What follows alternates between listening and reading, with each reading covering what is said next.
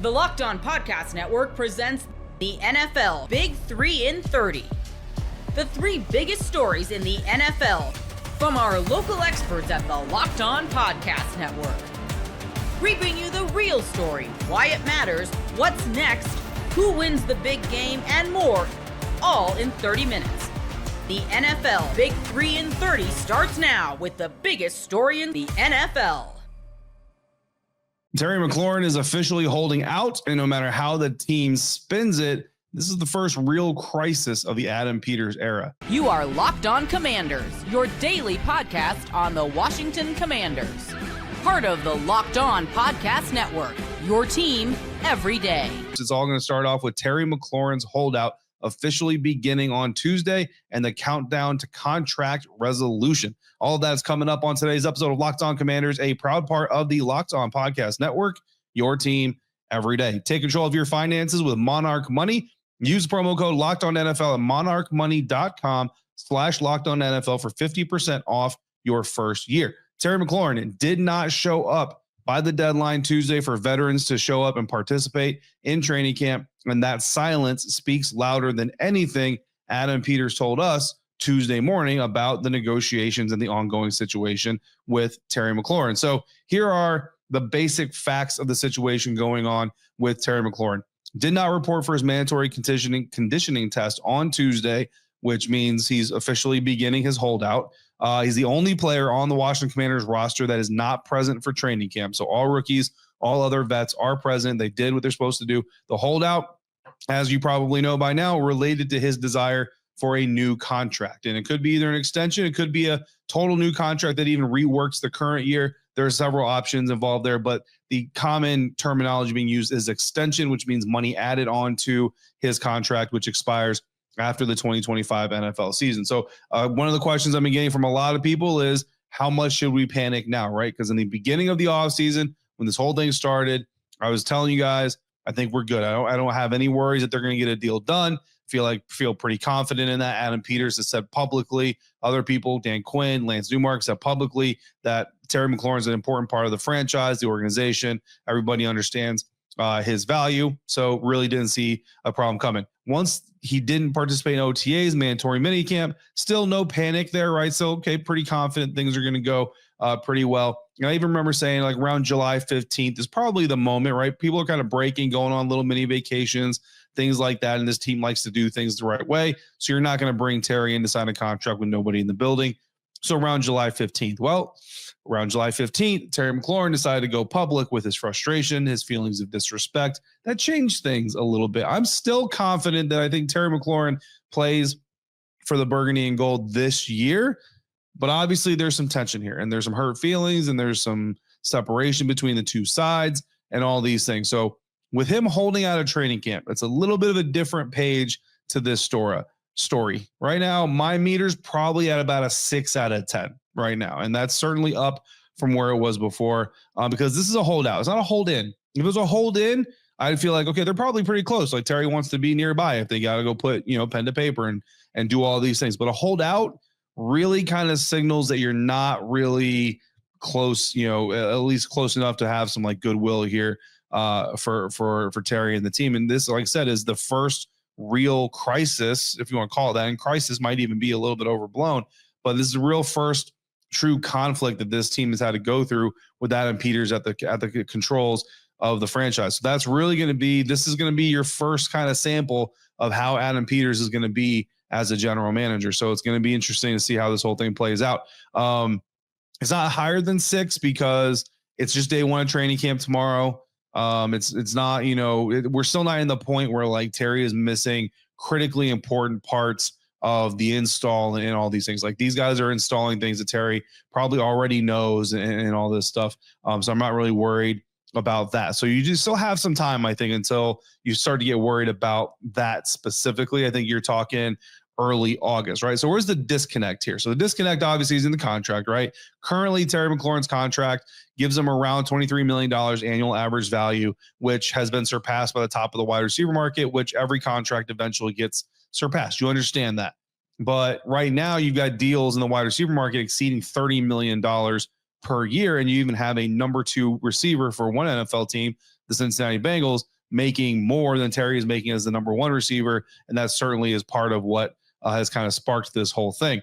Now, this action and Adam Peters' words, I don't want to say they don't jive, right? Because you could certainly be having some good conversations, right? Adam Peters told us on Tuesday morning that they were having some good conversations, continue to have some good conversations. And I think the encouraging thing here is AP saying very specifically, like, it's everybody's intent to get this deal done. Like, that's the intent, is to get this deal done.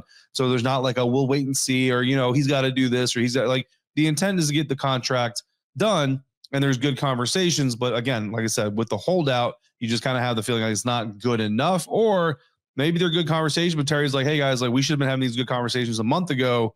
So it's too little too late. I'm not coming until we get this thing done. You should have opened up the door to these conversations sooner. That's always certainly a possibility. So how far apart are they? Well, we don't have hard numbers, official numbers for what Terry is asking for, what the team is offering. You assume with Adam Peters publicly saying we're trying to get this deal done, that they probably made an offer, but we don't actually know for sure what those offers are.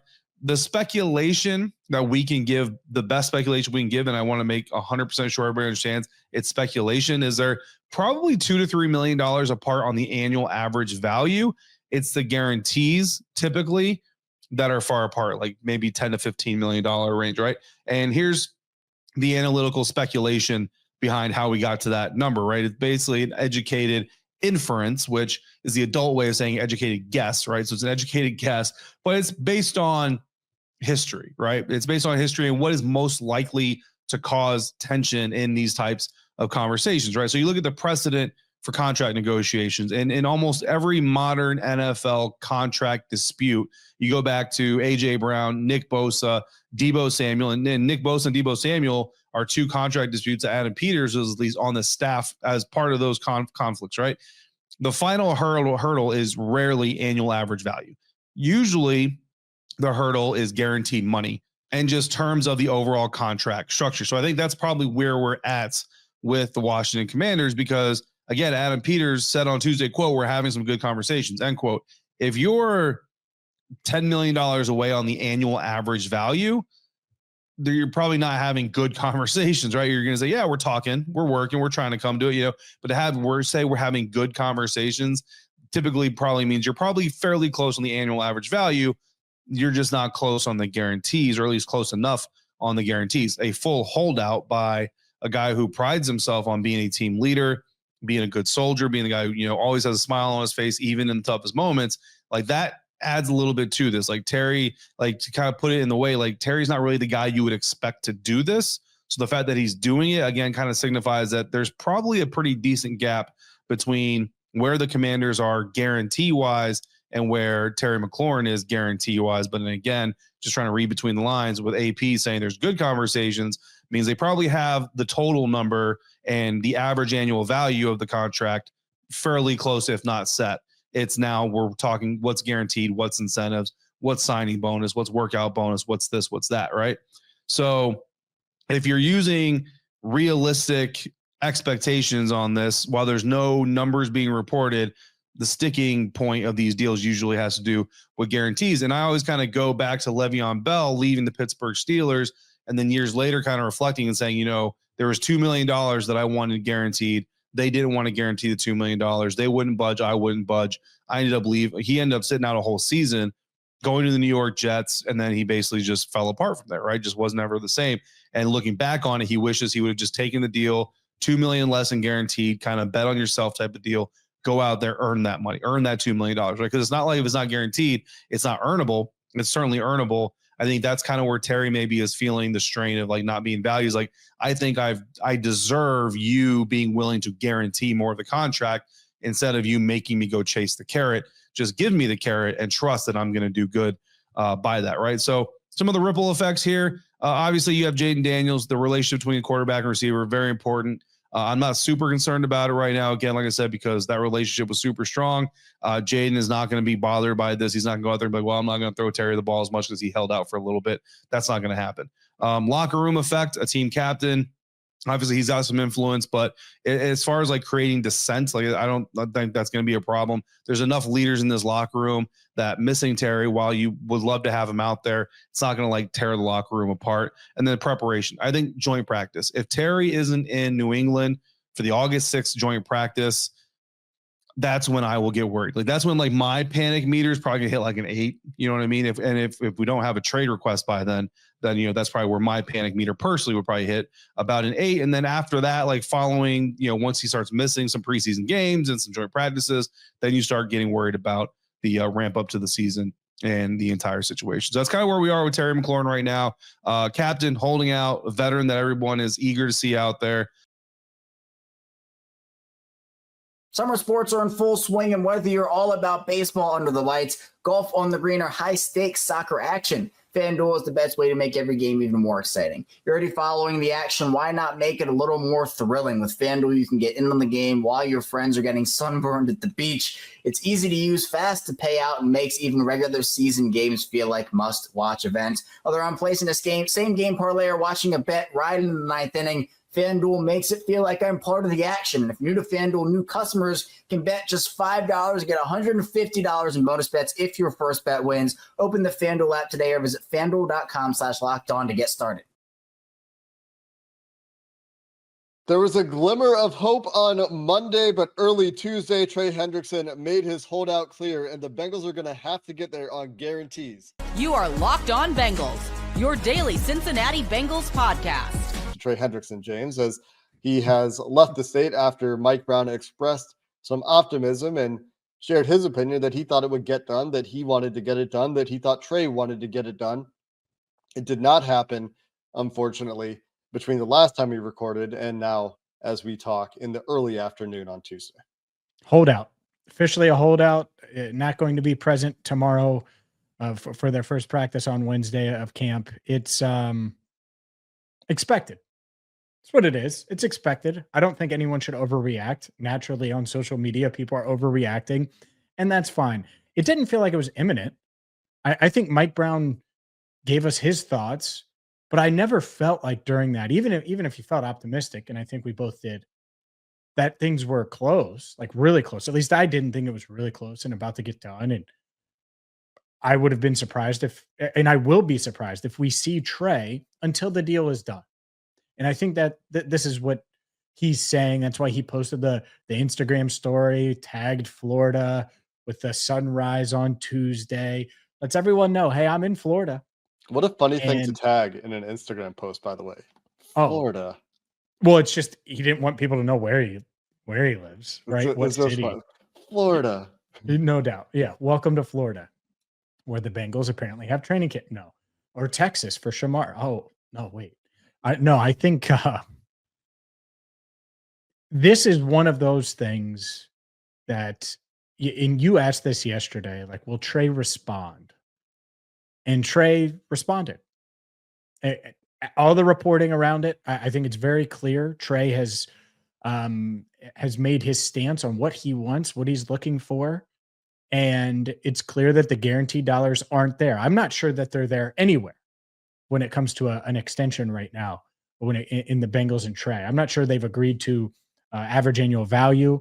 I don't necessarily think that the years part is going to be a huge hurdle, but it is a hurdle, especially when you're talking about guaranteed money being the biggest hurdle. And everyone has reported that. Not shocked given the Bengals' history, but this is where they are. And so I'm not going to fret as we record this on July 22nd about Trey not being there for day one of training camp on Wednesday, because he's not going to be there, barring something really unforeseen. I don't really think that's a big deal. I do know, and I can back this up, Trey does want to get a deal done. Absolutely. So Mike Brown is right there. Mike clearly wants to get a deal done. He said it to everybody. And so it's going to be about these two sides bending some. When will that happen is my question. I don't care that Trey's not in camp in the third week of July, essentially, in the first week of camp, but I do want him there a month from now. I do think it's going to start to matter as we get closer toward the games mattering. And so that would be my my focus. If I'm the Bengals and Trey Hendrickson, he's got to stay ready. I have no doubt that he will. And the Bengals, they have to figure out the way to find common ground here, because I do think that it's more on their end of not being willing to give the guarantees that Trey's looking for. And I'm sure Trey will hit the ground running. I'm with you there. But I do think that while it's not necessarily a change, like this is kind of expected and it's not something to panic over, it's still far from ideal, right? Like we're not saying that it's good. We're not saying that everything is fine when we say it's not something to panic over, because ideally when you have a new defensive coordinator and you're doing things a little bit differently, you have everyone there so everyone's on the same page. And so the coordinators and the coaches can figure out, okay, we have Trey Hendrickson. This is how things look with Trey. This is how we can mold things around Trey, with having seen him go through the things on the field, instead of just speculating on how he's going to fit based on what he put on tape last year, based on what you think Trey Hendrickson is, and probably reasonably can expect Trey Hendrickson to be. But that also goes for Shamar Stewart. That's why it's important to have everyone as present as they can be. More important for Shamar, for reasons that we've discussed. We don't need to go into those today. But while it's not necessarily a shock that it's gotten to this point, it's not a good place to be. It's very far from ideal, obviously, and it's not where you want to be. To have him not there physically is one thing. To have the distraction is another issue with this. To have this, sixth straight year, it feels like, I don't know, infinite straight year of something that you're dealing with in training camp from a contract perspective for an important player, not something that you want to deal with, is exhausting for fans. I can tell you that for sure, based on the response that we saw on Tuesday. And it's not surprising that that's a response. They've been dealing with this stuff for years. And the concern then becomes, well, if the issue is guaranteed money, let's say they did get there on APY in years, and there's not a great reason to think they did. It sounds like they moved on APY in years. It sounds like the money did go up. The years may have gone up. If the issue is guarantees and they were dealing, okay, well, the years did go up, because if the issue is guarantees now, primarily, that's what's been reported on Tuesday. And previously, they were offering 1-year deals, which was reported, I think, on Sunday. Well, if you're talking about guarantees past year one, you're probably talking about a multi-year deal at that point. So it sounds like they moved on years. If the issue is guarantees primarily, it sounds like they moved on money too. But the concern then is they never budged on guarantees for Jesse Bates. And at the time, we were thinking about the Mulligetta thing. We're thinking about, this is a precedent breaker for the Bengals. But now the Bengals have broken that precedent on non-quarterback contracts. And they did so not just for Jamar Chase, but also for T. Higgins. And from Trey's perspective, and I don't say any of this to rag on T, from Trey's perspective, they gave year 2 guaranteed money to T. Higgins after T. Higgins has been injured. Much more than Trey Hendrickson has been injured in terms of missing games, right? Trey's perspective is he was just second in Defensive Player of the Year voting, has all the sack numbers to back it up. And if T can get that, well, shouldn't I get that if I'm Trey Hendrickson? I imagine that's part of the thinking there, in addition to the consistent frustration we've heard from him over the years around not having guarantees. It's left him in limbo. And that's why, given their history, it's not surprising that they're at this point. And I have concern that about how it plays out, given their history with guarantees outside of year one. There's a lot there. I think, first of all, when it comes to the guarantee element, I know for a fact Trey's camp took notice of T. Higgins, Jamar Chase, obviously, and we knew that was going to happen, but T. Higgins also getting guarantees. And Mike Brown hinted at that on Monday towards the end. It almost felt like a pie conversation. And it's the video I posted on YouTube. And right before he felt like he was going to the pie discussion, he's like, well, you give out this much, and then other people want the same amount, the same thing, and kind of hinted at the style of it and not necessarily just the salary. And that's it. That's probably what he's referring to, is the guaranteed element of it. Ever wish managing your money felt easier? With Monarch Money, it can. Whether you're growing your savings or planning a big purchase, Monarch puts you in the driver's seat. It's like having your own personal CFO. giving you full visibility and control over your finances. Monarch Money is more than a budgeting app. It's a complete financial command center. You can track all your accounts, investments, and spending in one place. So in addition to managing your money, you're also building wealth. Take control of your finances with Monarch Money. Use code LOCKEDONNFL at monarchmoney.com for 50% off your first year.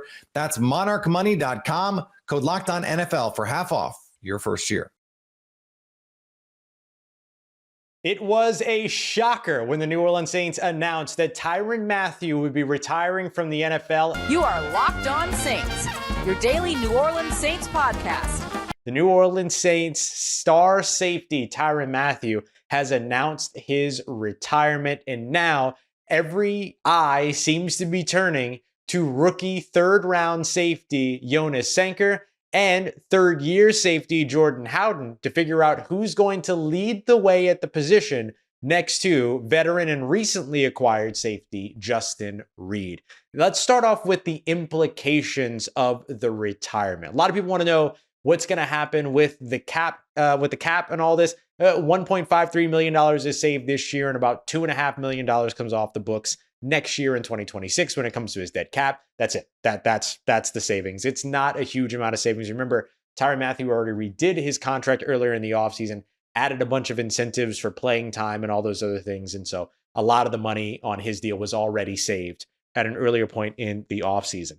Now, the next thing becomes, in terms of implications, who takes his role on the field and what exactly might his role have been in Brandon Staley's defense? Well, it was going to be a versatile role, right? Not just covering, but also playing down in the box, manning the run, probably lining up on the line of scrimmage every now and then to rush the passer, all of those pieces. And so you've got to find somebody that has that sort of multiple nature to their game. And so you're looking at young guys like Jordan Howden, as well as Jonas Sanker, the rookie from this year, drafted in the third round out of Virginia, who is extremely versatile and has a lot of flexibility to his game. Terrell Burgess, somebody that already has some familiarity with Brandon Staley and also has some flexibility to his game. Ugo Amadi as well. JT Gray, a longstanding veteran who has seen more as a special teams asset than a defensive asset. And then, of course, Elliott Davison, who was brought in this offseason from UTSA as an undrafted free agent. So the Saints have still a lot of options in terms of who's going to compete to line up next to Justin Reid. But the one thing that none of those guys will be able to replace is perhaps the thing that made Tyrann Mathieu so special, and that's the leadership. Remember, Tyrann Mathieu is the guy partway through the season a couple years ago that got up in front of the team and talked about how they needed how the turnaround for this team needs to start with the defense. And in particular, it's got to start with the secondary. Challenge the secondary before they went out up against Tampa Bay Buccaneers and got like 4+ interceptions in that game, 3+ takeaways in that game. And he was the guy that after Dennis Allen was canned a couple last year, he was the guy that was like, put it all on me. I'm the one, and all this other stuff. He's talked with our good friend Brooke Kirchhoffer, sportscaster and sports broadcaster, this offseason, right around Super Bowl week, about how he thought he still had another 2 or 3 years of high standard, high quality, up to his standard type football left to play. And so certainly something has changed. We spoke with general manager Mickey Loomis as well as head coach Kellen Moore on Tuesday, and both of them indicated that the decision about Tyrann Mathieu's retirement really kind of escalated over the course of the last couple of days. And so I think that with all of these pieces, there's a lot here to figure out in terms of, or not really a lot to figure out, but it kind of pushed things a little bit further. Like clearly something changed for Tyrann Mathieu over the course of this offseason. So with that being the case, the next thing that you're looking at is a real opportunity here for some of these young players to come in and stand in, at least on the field. But replacing Tyrann Mathieu as a leader and his leadership, that's going to be a very challenging thing for this defense. But it does thrust this team even further into rebuild conversation, transition year conversation. I mean, even Mickey Loomis really kind of lightened up on the idea of we understand this is a transition year kind of language and everything during his presser. And so I think the reality is setting in around a lot of this that, hey, it's okay to have good aspirations and high aspirations, but that won't always equate to the expectations, right? And so seeing exactly where things go for this team over the course of this year, with Tyrann Mathieu's retirement, probably just got a little bit more kind of digestible in terms of the full spectrum of things that could be possible for this team. And so for New Orleans, they now have to figure out who's going to be that safety that steps in. I think I would advocate new defense, new defensive leaders along the way to roll with the new defensive assets that this coaching staff chose, and that's Justin Reed and Jonas Sanker. I believe that Jordan Howden's a very talented safety, but I don't know if he has the versatility that Jonas Sanker has, who played over like 500, over 250 snaps at slot, in the box, and, as a deep safety over the course of his career at Virginia. And so just that level of versatility feels so tailor-made for what it is that Brandon Staley wants to do with his defense, disguise, being able to kind of start in one coverage, but then transition into a different look after the snap, all those other pieces. I think Jonas Sanker just fits that so incredibly well. The Saints can also, should they decide, go to the free agency market to figure this out as well. They could go after another veteran like Julian Blackmon. Hi, it's Ross, coming at you from the future. Turns out that Julian Blackmon thing that I kind of threw off to the side there was exactly right. Sounds like the New Orleans Saints are signing Julian Blackmon. So as a part of that, we'll definitely come back and take a look at what Julian Blackmon brings to this team going into tomorrow's episode after we see him on the first day of camp. I literally said the name because it's a player that I liked, but didn't think that the Saints would get him, but they did. So we'll break it down tomorrow. Until then, back to your regularly scheduled episode. I think that in between guys like Jonas Sanker and Jordan Howden at the headline, but then also Terrell Burgess, Ugo Amadi, JT Gray, Elliot Davidson, like the Saints still have a lot of players to cycle in next to Justin Reed to figure out who's going to be the starter. But if I had to pick a starter today and I'm trying to like read a crystal ball or whatever, I'm probably leaning towards Jonas Sanker. He was a draft pick by one of the first defensive picks by this new coaching staff, and he was drafted this year. He has the versatility. He checks all the boxes. He has the takeaway ability. He has the leadership ability as well. Like, he might not step into a Tyrann Mathieu, Honey Badger sized leadership role right away, but he has leadership at his core, both from his home and also on the field. I think that he just makes a lot of sense. So we'll see. It could be Jonas Sanker time in New Orleans, but I'll tell you what, man, the Honey Badger will absolutely be missed in that locker room. Is always great to talk to, and he will certainly be missed on the field. And aren't we lucky, those of us